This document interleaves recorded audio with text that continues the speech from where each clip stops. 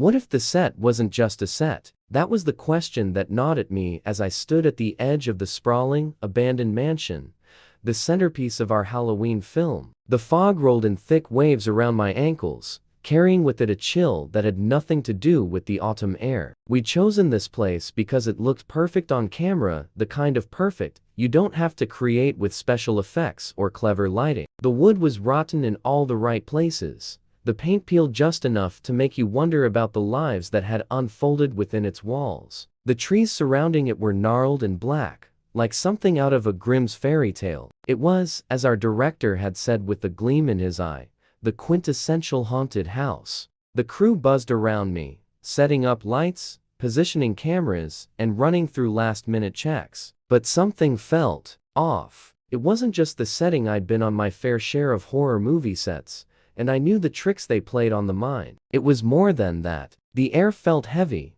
charged with an energy I couldn't quite name. "Hey, you okay?" A voice broke through my thoughts. It was Nina, our lead actress. She looked stunning even in her tattered costume. Her makeup artist had outdone herself with fake blood splatters and dark circles under her eyes. "Yeah," I lied. "Just getting into the mood, I guess."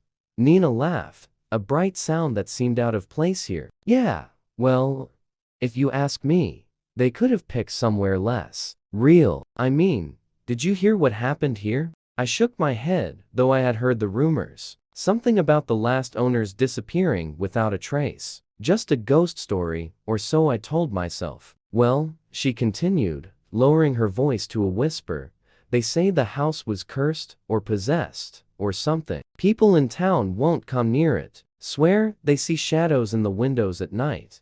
I shivered, but laughed it off. Sounds like good marketing for our movie. As the sun dipped below the horizon, the mansion loomed darker against the deepening sky. The director called out, "Places, everyone," and I took my spot behind the camera, ready to capture the first shot of the night. The script called for a slow pan across the front of the house, with Nina stepping into frame, her face a mask of terror. Easy enough. Action. The word echoed around the set, but as soon as it did, the wind picked up, howling through the trees, and the fog thickened. I adjusted my lens, trying to get a clearer shot, but something flickered in the corner of the frame. A shadow, darting behind one of the upper windows. I blinked, refocused, but it was gone. The scene played out smoothly, Nina nailing her expressions of fear and dread, but I couldn't shake the feeling that we were being watched. I glanced up at the window again, but it was dark now, the glass reflecting nothing but the cold night.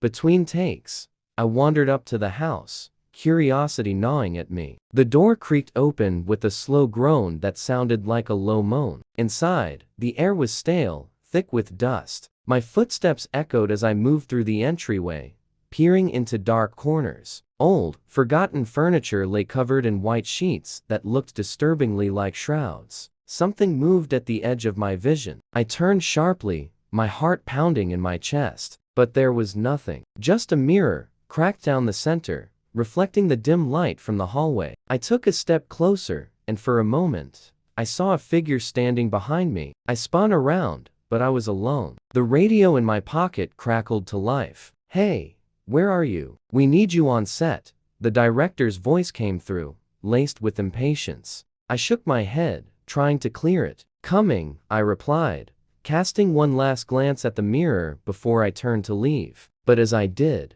the reflection shifted again, and this time, I saw a face pale, with hollow eyes and a mouth twisted into a silent scream. I ran back to the crew, my heart hammering. Nina was waiting for her next scene, but she looked different, more tense, her eyes darting around. "Did you hear that?" she whispered. "Hear what?" I asked, though I knew exactly what she meant. The whispers. I could hear them now too, faint and distant, but growing louder. Words I couldn't make out, like a chant, rising and falling like a distant tide. Suddenly, all the lights went out. The crew scrambled, curses and confused murmurs filled the air. In the pitch-black darkness, the whispers grew louder, more insistent. I fumbled for my flashlight, my hands trembling. When I finally flicked it on, the beam cut through the fog, revealing the mansion's entrance. And there, Standing in the doorway was a figure tall, shadowy, and entirely still. The whispers stopped. For a moment, there was silence. Then, the figure moved. Slowly, deliberately, it took a step toward us, and that's when I saw its face.